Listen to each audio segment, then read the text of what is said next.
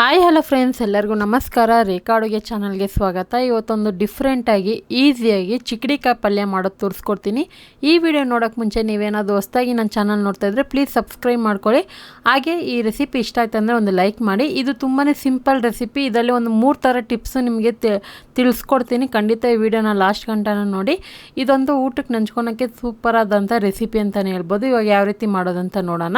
ಈಗ ಸ್ಟವ್ ಮೇಲೆ ಒಂದು ಕಡಾಯಿ ಇಟ್ಕೊಂಡು ಇದಕ್ಕೆ ಒಂದು ಅರ್ಧ ಕಪ್ ಆಗೋಷ್ಟು ಕಡಲೆ ಬೀಜ ಹಾಕ್ಕೊಂಡು ಒಂದು 3 ಇಂದ 4 ನಿಮಿಷ ಇದನ್ನು ಚೆನ್ನಾಗಿ ಫ್ರೈ ಮಾಡ್ಕೊಳ್ಳೋಣ. ಯಾವುದೇ ಕಾರಣಕ್ಕೂ ಐ ಫ್ಲೇಮಲ್ಲಿ ಇಟ್ಟು ಫ್ರೈ ಮಾಡೋಕ್ಕೆ ಹೋಗಬೇಡಿ.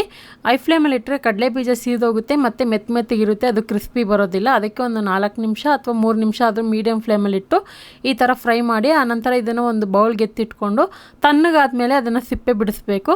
ಈಗ ಅದೇ ಕಡಾಯಿಗೆ ಒಂದು 3 ಟೇಬಲ್ ಸ್ಪೂನ್ ಎಣ್ಣೆ, ಒಂದು ಅರ್ಧ ಟೀ ಸ್ಪೂನ್ ಸಾಸಿವೆ ಹಾಕ್ಕೊತಾ ಇದ್ದೀನಿ. ನಾನಿವತ್ತು ಚಿಕ್ಕಡಿಕಾಯಿ ಕಡಿಮೆ ಕ್ವಾಂಟಿಟಿನಲ್ಲಿ ಮಾಡೋದ್ರಿಂದ ನಿಮಗೆ ಸ್ವಲ್ಪ ಅನಿಸ್ಬೋದು. ಇದೇನೇ ನೀವು ಜಾಸ್ತಿ ಕೂಡ ಮಾಡ್ಕೊಬೋದು, ತುಂಬಾ ಚೆನ್ನಾಗಿರುತ್ತೆ.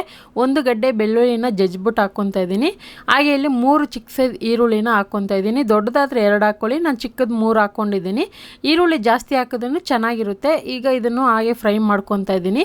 ಸೊ ನನ್ನ ಚಾನಲಲ್ಲಿ ತುಂಬ ವೆರೈಟಿ ಆಫ್ ಪಲ್ಯ ರೆಸಿಪಿ ಇದ್ದಾವೆ. ನೀವು ನೋಡಿಲ್ಲ ಅಂದರೆ ಒಂದು ಸಾರಿ ಚೆಕ್ ಮಾಡ್ಕೊಳ್ಳಿ. ನಿಮ್ಗೆ ಯಾವ ಥರ ರೆಸಿಪಿ ಬೇಕಂತಲೂ ಕಮೆಂಟ್ ಮಾಡಿ ತಿಳಿಸಿ. ಹಾಗೆ ಇದ್ರ ಜೊತೆಗೆ ಸ್ವಲ್ಪ ಕರ್ಬೇವಿನ ಸೊಪ್ಪು ಹಾಕ್ಕೊಂಡಿದ್ದೀನಿ. ಇದೆಲ್ಲ ಹಾಕ್ಕೊಂಡು 1 ನಿಮಿಷ ಫ್ರೈ ಮಾಡಿದ ಮೇಲೆ ಈಗ ಇದಕ್ಕೆ ಒಂದು ದೊಡ್ಡ ಸೈಜ್ ಟೊಮೊಟೊ ಹಾಕ್ಕೊತಾ ಇದ್ದೀನಿ. ಚಿಕ್ಕದಾದರೆ 2 ಹಾಕ್ಕೊಳ್ಳಿ, ದೊಡ್ಡದಾದರೆ 1 ಹಾಕ್ಕೊಳ್ಳಿ. ಇನ್ನೊಂದು ನಿಮಗೆ ಟಿಪ್ಸ್ ಏನಂದರೆ, ನಿಮ್ಗೆ ಏನಾದರೂ ಅನ್ನಕ್ಕೆ ಕಲಿಸ್ಕೊಂಡು ಗೊಜ್ಜು ಥರ ತಿನ್ನಬೇಕಂದ್ರೆ ಟೊಮೊಟೊ ಕ್ವಾಂಟಿಟಿ ನೀವು 3 ಅಥವಾ 4 ಸಹ ಹಾಕ್ಕೋಬೋದು. ನೋಡಿ, ಚಿಕ್ಕಡಿಕಾಯಿನ ಚೆನ್ನಾಗಿ ತೊಳ್ಕೊಂಡು ಈ ಥರ ಚಿಕ್ಕದಾಗಿ ಕಟ್ ಮಾಡಿ ಇಟ್ಟಿದ್ದೀನಿ. ಇದು ಹಿತ್ತಲವರೆಕಾಯಿ ಅಂತಲೂ ಕರೀತಾರೆ. ಸೊ ಸೇಮ್ ನೋಡೋದಕ್ಕೆ ಅವರೆಕಾಯಿ ಥರ ಇದ್ರೂ ಇದು ಉದ್ದಕ್ಕಿರುತ್ತೆ, ತೆಳ್ಳಗಿರುತ್ತೆ, ತುಂಬಾ ಟೇಸ್ಟಿಯಾದಂಥ ಇದು. ಸಾಂಬಾರು ಮಾಡಿದ್ರಂತೂ ಇನ್ನೂ ಸೂಪರಾಗಿರುತ್ತೆ ಟೇಸ್ಟು. ಪಲ್ಯ ಅಂತೂ ಬೇಗನೆ ಆಗುತ್ತೆ. ಈರುಳ್ಳಿ ಯಾವ ರೀತಿ ಬೆಂದ್ಕೊಳ್ಳುತ್ತೋ ಅದೇ ರೀತಿ ಇದು ಕೂಡ 5 ನಿಮಿಷದಲ್ಲಿ ಬೆಂದ್ಕೊಳ್ಳುತ್ತೆ. ಅದಕ್ಕೆ ಇದನ್ನು ಸಪ್ರೇಟಾಗಿ ಬೇಯಿಸ್ಬೇಕಂತ ಏನು ಅವಶ್ಯಕತೆ ಇಲ್ಲ. ಇದಕ್ಕೆ ಉಪ್ಪು ಹಾಕ್ಕೊತಾ ಇದ್ದೀನಿ. ಒಂದು ಟಿಪ್ಸ್ ಏನಂದರೆ, ನಿಮಗೆ ಟೊಮೊಟೊ ಜಾಸ್ತಿ ಹಾಕಿ ಗೊಜ್ಜು ಥರನೂ ಮಾಡ್ಕೊಬೋದು ಅನ್ನಕ್ಕೆ ಕಲಿಸ್ಕೊಳ್ಳೋದಕ್ಕೆ. ಇನ್ನೊಂದು ಹೇಳ್ತೀನಿ ನಾನು. ಅದಕ್ಕೂ ಮುಂಚೆ ಇಲ್ಲಿ ಒಂದು ಅರ್ಧ ಟೀ ಸ್ಪೂನ್ ಅರಿಶಿನ ಪುಡಿ ಮತ್ತು 1 ಟೀ ಸ್ಪೂನ್ ಸಾಂಬಾರು ಪೌಡರ್, ಬೇಳೆ ಸಾಂಬಾರಿಗೆ ತರಕಾರಿ ಸಾಂಬಾರಿಗೆ ಹಾಕೋ ಅಂತ ಸಾಂಬಾರು ಪುಡಿ, ಅಚ್ಕಾರದ ಪುಡಿ 1 ಟೀ ಸ್ಪೂನ್ ಹಾಕ್ಕೊತಾ ಇದ್ದೀನಿ. ಸೊ ಇದೆಲ್ಲ ಹಾಕ್ಕೊಂಡು ಮಿಕ್ಸ್ ಮಾಡ್ಕೊಳ್ಳೋಣ. ಇನ್ನೊಂದು ಏನಂದರೆ, ನಿಮಗೆ ಇನ್ನೂ ಸ್ವಲ್ಪ ತೆಲ್ಲಿಗೆ ಸಾಂಬಾರು ಥರ ಬೇಕು ಅಂದರೆ ಇದಕ್ಕೆ ನೀರು ಹಾಕಿ ಕುದಿಸ್ಬಿಟ್ಟು ನೀವು ಒಂದು 5 ನಿಮಿಷ ಕುದಿಸ್ಬಿಡಿ. ಆನಂತರ ಚೆನ್ನಾಗಿ ಕುದಿದ ಮೇಲೆ ಬೇಯಿಸಿರೋಂಥ ಬೇಳೆ ಹಾಕಿದ್ರೆ ನಿಮಗೆ ಆರಾಮಾಗಿ ಚಿಕ್ಕಡಿಕಾಯಿ ಸಾಂಬಾರು ಆಗೋಗುತ್ತೆ. ಸೊ ಅಂದರೆ ಹಿತ್ತಲವರೆಕಾಯಿ ಸಾಂಬಾರು ಆಗೋಗುತ್ತೆ. ಇವಾಗ ಇದನ್ನು ನಾನು 5 ನಿಮಿಷ ಬಿಡ್ತೀನಿ. ಮಧ್ಯದಲ್ಲಿ 1-2 ಸರಿ ಇದನ್ನು ಸೌಟಿಂದ ತಿರುಗಿಸ್ಕೊಡ್ತೀನಿ, ತಲ ಇಡಬಾರ್ದು. 5 ನಿಮಿಷಕ್ಕೆ ಪಲ್ಯ ರೆಡಿ ಆಗುತ್ತೆ. ಇವಾಗ ನೀವೇ ನೋಡ್ತಾ ಇರ್ಬೋದು, 5 ನಿಮಿಷಕ್ಕೆ ಪಲ್ಯ ಆಗಿದೆ.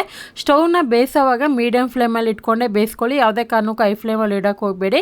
ಸೊ ಇವಾಗ 5 ನಿಮಿಷಕ್ಕೆ ಬೆಂದ್ಕೊಂಡಿದೆ. ಇವಾಗ ಕೊನೆಯಲ್ಲಿ ಇದು ಇನ್ನೊಂದು ಏನಂದರೆ, ನೋಡಿ, ಕಡಲೆ ಬೀಜನ ಫ್ರೈ ಮಾಡಿಟ್ಟಿದ್ನಲ್ಲ, ಇದನ್ನು ನೀವು ಕುಟ್ಟಿ ಪುಡಿ ಮಾಡಿ ಹಾಕೋಬೋದು. ನಾನು ಮಿಕ್ಸಿನಲ್ಲಿ 1-2 ಸರಿ ಪಲ್ಸ್ ಕೊಟ್ಕೊತೀನಿ. ಸೊ ಕುಟ್ಟಿ ಮಾಡಿದ್ರೆ ನಿಮಗೆ ನುಚ್ಚು ಥರ ಬರುತ್ತೆ. ಮಿಕ್ಸಿನಲ್ಲಾದರೆ ಸ್ವಲ್ಪ ತರ್ತರಿಯಾಗಿ ಬರುತ್ತೆ. ಸ್ವಲ್ಪ ತರ್ತರಿಯಾಗಿದೆ, ಚೆನ್ನಾಗಿರುತ್ತೆ, ನೆಂಚ್ಕೊಳಕ್ಕೆ ಸೂಪರಾಗಿರುತ್ತೆ, ಟೇಸ್ಟು ಸಖತ್ತಾಗಿರುತ್ತೆ. ಈ ಥರ ನೀವು ತರಕಾರಿ ಪಲ್ಯಗೆ ಕಡಲೆ ಬೀಜನ ಫ್ರೈ ಮಾಡಿ ಈ ಥರ ಪೌಡ್ರ್ ಮಾಡಾಕಿ ಸಖತ್ತಾಗಿರುತ್ತೆ. ಒಂದು ಸ್ವಲ್ಪ ಉಪ್ಪು ಕಡಿಮೆ ಅನಿಸ್ತು, ನಾನೊಂದು ಚಿಟಿಕೆ ಉಪ್ಪು ಹಾಕ್ಕೊಂಡು ಮಿಕ್ಸ್ ಮಾಡಿ ನಾವೇನು ಪೌಡ್ರ್ ಮಾಡಿಟ್ಟಿದ್ರು ಅಂದರೆ ತರ್ತರಿಯಾಗಿ ಮಾಡಿಟ್ಟಿದ್ರು ಕಡಲೆ ಬೀಜ ಪುಡಿ, ಅದನ್ನು ಹಾಕ್ಕೊತಾ ಇದ್ದೀನಿ. ಅದು ಹಾಕೋಕ್ಕೆ ಮುಂಚೆ ಸ್ಟವ್ನ ಆಫ್ ಮಾಡಿಬಿಡೋಣ. ಸೊ ಇದನ್ನು ನಾವು ಮತ್ತೆ ಫ್ರೈ ಮಾಡಬೇಕಂತ ಏನು ಅವಶ್ಯಕತೆ ಇಲ್ಲ. ಅನ್ನ, ರಸ, ಬೇಳೆ ಸಾಂಬಾರಿಗೆ, ಮೊಸರನ್ನ ಜೊತೆಗೆ, ಸೊ ವೆರೈಟಿ ಆಫ್ ನೀವೇನಾದರೂ ಸ್ನ್ಯಾಕ್ಸ್ ಆಗಿ ಇದನ್ನು ಸೈಡ್ ಡಿಶ್ ಆಗಿ ಕೂಡ ಸೂಪರಾಗಿರುತ್ತೆ.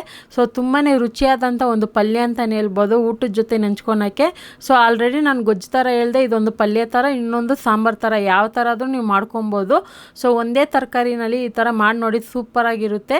ಸೊ ಇದೇ ಥರ ಡಿಫ್ರೆಂಟ್ ರೆಸಿಪಿಗಳನ್ನು ಮಾಡ್ತಾ ಇರ್ತೀನಿ. ಇವತ್ತು ಮಾಡಿರೋಂಥ ರೆಸಿಪಿ ನೀವು ಏನಾದರೂ ಇಷ್ಟ ಆಯ್ತು ಅಂದರೆ ನೀವು ಟ್ರೈ ಮಾಡಿ, ಯಾವ ಥರ ಬಂತು ಅಂತ ಕಮೆಂಟ್ ಮೂಲಕ ತಿಳಿಸಿ. ಇವತ್ತಿನ ರೆಸಿಪಿ ಇಷ್ಟ ಇದೆ, ಪ್ಲೀಸ್ ಒಂದು ಲೈಕ್ ಮಾಡಿ, ನಿಮ್ಮ ಫ್ಯಾಮಿಲಿ ಫ್ರೆಂಡ್ಸ್ಗೂ ಶೇರ್ ಮಾಡಿ.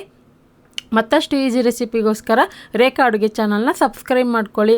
ಈ ವಿಡಿಯೋ ನೋಡಿದ್ದಕ್ಕಾಗಿ ಎಲ್ಲರಿಗೂ ಧನ್ಯವಾದಗಳು. ಟೇಕ್ ಕೇರ್, ಬಾಯ್.